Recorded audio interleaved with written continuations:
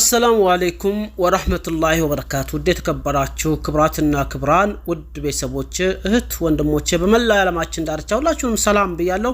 علاماتشن እንዴት ታደረች علاماتشن እንዴትስ አረፈደች አብረን የምንቀይ ይሆናል ለዚህ ቻናል አዲስ ከሆናችሁ ሰብስክራይብ ሼር ላይክ በማድረግ ሐሳብ አስተያየታችሁን ደግሞ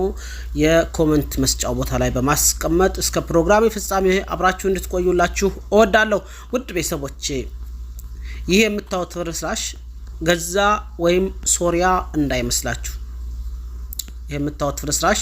ገዛ ወይም ሶሪያ እንዳይመስላችሁ በል አላህ Subhanahu Wa Ta'ala ቃል እንዲህ ይላል በተከበረው የቁርአን ቃሉ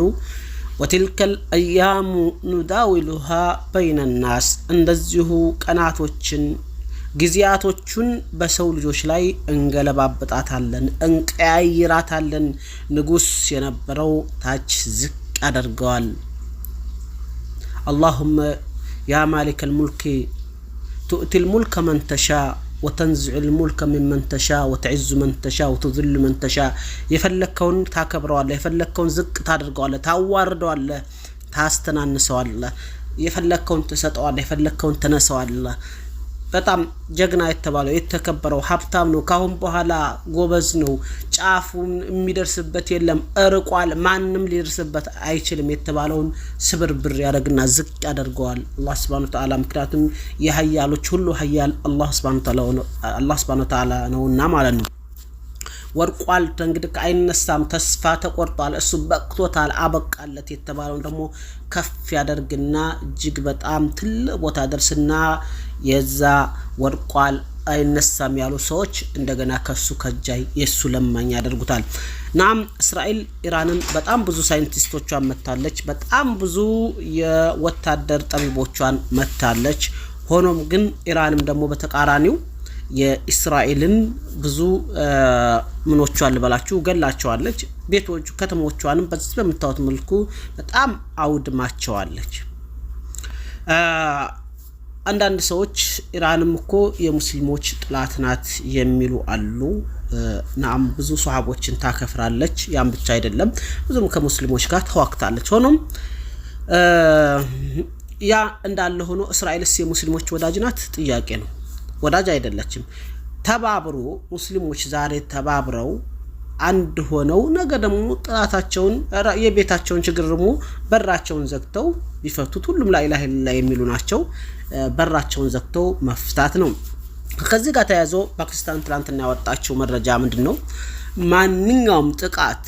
የኑክሌር ጥቃት ፓኪስታን ከሙስሊሞች ሀገር የኑክሌር ታጣቂነትና ማንኛውም የኑክሌር ጥቃት በኢራን ላይ ቢከሰት ወይም ቢፈጸም እኔም አደርሳለሁ ስትል ፈረንሳይንና እንግሊዝን እንዲሁም አሜሪካን አስጠንቅቃለች ምክንያቱም ፓኪስታንም እጅግ ተፈሪ የኑክሌር ታጣቂ ናት ማለት ነው ከሙስሊሞች ሀገር የኔታሁን ደግሞ የእስራኤሉ ጠቅላይ ሚኒስትር ኔታሁን ምንድነው ያለው ማንኛውም እስላማዊ ሀገር ኑክሌር መታጠቅ የለባቸው ማንኛውም ነው ያለውና በዚህ ጋር ፓኪስታንም ተቀላቀላለች እንዲሁም ኪም ጆንግ የሰሜን ኮሪያው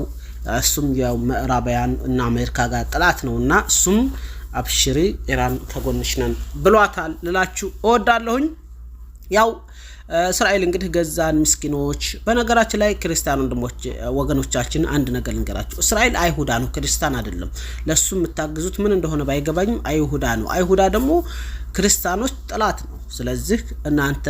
ያው ኢትዮጵያኖች ለሁለት ተከፍለናል በነገራችን ላይ ብዙ ኢትዮጵያን አይታችሁ እንደው ግማሹ ከድል ለእስራኤል ይላል ግማሹ ድል ለኢራን ይላል ሁሉም እንግዲህ እንደፈለገው እሱ አላህ Subhanahu Wa Ta'ala ነው ድልን የሚሰጠው አላህ Subhanahu Wa Ta'ala ነው የሁሉ ባለቤት የቅዋው ኃያልነት ሁሉም በሱ እጅ ስለሆነ እሱ አላህ ያቃል ማለት ነው ላችሁ የሚወደው ይሄ ነው እንግዲህ ዛሬ ያለው መረጃ በተለይ ለሊት ላይ እስራኤል የነዳጅ ማከማቻ ተመቷል እንዲሁም እስራኤልም የኢራንን የነዳጅ ማከማቻ መታለች እስራኤልም የኢራን ህዝቦች ከኢራን ወታደራዊ ማዕከላት ወይም ከወታደራዊ አካባቢዎች ላይ ርቃችሁ ተቀመጡ ጥቃት ተከታታይ ላደርስ ይችላል ብላለች ኢራንም በጣም አደርሳለሁ በተለይ የሃይፐርሶኒክ ኢራን ታጥቃለች እጅግ በጣም ብዙ ሚሳኤሎች አሏት በጣም ጠንካራና በተለይ ከኢራን ተንስቶ እስራኤል ለመግባት ከ5 እስከ 6 ደቂቃ የሚወስድበት ሃይፐርሶኒክ እጅግ በጣም ጠንካራ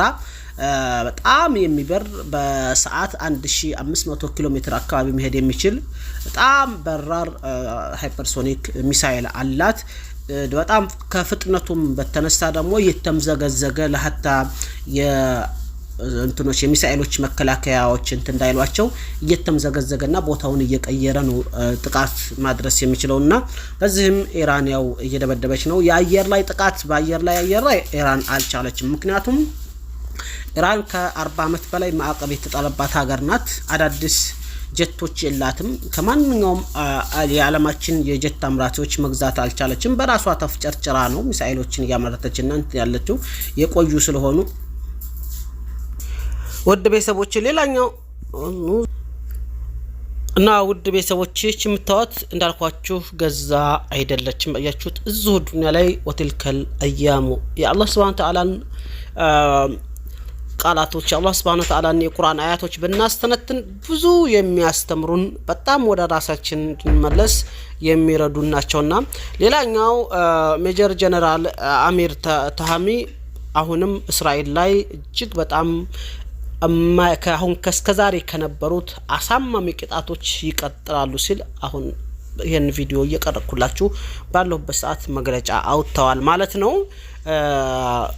እስራኤል ጤናይቱ መቀጣት እንዳለባትና አሁን እስከዛሬ ትላንትናና ሁለታውም በዚህ ሁለት ቀን ከተደረጉት ቅጣቶች የበለጠ እጅግ በጣም አሳማሚ ቅጣቶች እንደሚጠብቋትና በተለይ እነዚህ የጦር አመራሮች ወይም ደግሞ የእስራኤል የኑክሌር ሳይንቲስቶቿና የጦር አመራሮቿ እነዚህ የምታዋቸው የእስራኤል አስኳል የሚባሉ የአገሪቱ ዋና አስተዳዳሪዎች ናቸውና እነዚህ ለሞት ተዘጋጁ መቼም እንደማንፋታችሁና እስከዛሬ እያደረስን ካለነው ቅጣት እጅግ በጣም በእጥፉ የሚበልጥ ቅጣት ይጠብቃችኋልም እንቀጣችኋለን ቅጣቱ ይቀጥላል ሲል ዘገባው ወጥቷል። እንደዚህ ያለና አዳዲስ ዓለም አቀፍ ዓለማችን እንዴት አደረች እንዴትስ አረፈደች የሚል መረጃ እንዳቀርብላችሁ ከወደዳችሁ እኔ ወንድማችሁ ጀማል ነኝ ከጀማል ሚዲያ ዩቲዩብ ቻናል ጀማል መሐመድ ባላለሁኝ። ላይክ ሰብስክራይብ ሼር ያደረጋችሁ እስከ ፕሮግራም ፍጻሜ አብራችሁ ተቆያችሁና የእናንተን አቀባበል ካየሁኝ እኔም በፕሮግራሜ ላይ እቀጥላለሁ። የኢራን መንግስት የዜና ወኪል ARA ወይም ደግሞ IRNA የሚባለው ማለት ነው እንዳስታወቀው የኢራን ባህር ኃይል ወደ ሰሜናዊ ህንድ ውቅያኖስ የገባችውን የብሪታንያ የጦር መርከብ መጥለፉን ገልጿል ይላል ዘገባው። እንደምትመለከተው የብሪታንያ መርከብ ወደ ኢራን የሚተኮስ እስራኤል ሚሳኤሎችን ለማገዝ ሲጓዝ እንደነበር ተገልጿል። ይህ ክስተት በክልሉ ያለውን ውጥረት ይበልጥ እንደሚያሳስበው ይጠበቃል ይላል ማለት ነው። እንግዲህ እስራኤል በጣም ብዙ አጋር ሀገሮች አላት አሜሪካን ጨምሮ ፈረንሳይን ጨምሮ እንግሊዝ ጀርመንም ከመጨረሻው ድረስ እስራኤል ጎን ነው ይብላል። ሌሎችም አሉ የሚባሉ የአውሮፓና የምዕራባን አገራቶች ከእስራኤል ጎን እንደሆኑ ተናግረዋል። እስካሁን ድረስ በኢፋ ኢራንን አግዛለሁ ብለው በተለይ እስላማዊ ወንድማችን ናት ብለው የተናገሩት ፓኪስታንና ሳውዲ አረቢያም ከኢራን ጎንን ብለዋል በኢፋ ተናግረዋል። ድል ለኢራን ብለዋል። እንዲሁም በተለያዩ የሶሻል ሚዲያ ገጻቸው ላይ ለኢራን ዱዓ ሲያደርጉ ውለዋል። ምክንያቱም ነገም ተረኛም ስለሆኑ ዛሬ ዝም ካሉ ነገ ተነጎዳ ደግሞ ወደ እነሱ መዞሯት አያቀርምና ዱዓም እያደረጉላት ታይተዋልና ይህም እጅግ በጣም አስደማሚና ብዙዎችን አስደስቷል እላችሁ ወዳለሁኝ። ኢራን እስራኤል የደህንነት ዘርፍ ቴክኖሎጂ ጀርባ አጥንት ተብሎ የሚታሰበውን የዊዝማን የሳይንስ ተቋምን በሚሳኤል ደብድባ ጥቃቱን ተከትሎ በተነሳ እሳት የተቋሙ ላቦራቶሪ ወድሟል እንደምታዩት ማለት ነው። እንግዲህ ዓለማችን እንደዚህ ነው። በነገራችን ላይ ጦርነት ቀላል አይደለም። ጦርነት ሲጀምሩት ቀላል ይመስላል፣ ተከገባ በኋላ በጣም ከባድ ነው። አላህ Subhanahu Ta'ala የሚበጀውን ያቃል። ለኔም ለናንተም ለዓለማችንም ኸይሩን ይምጣ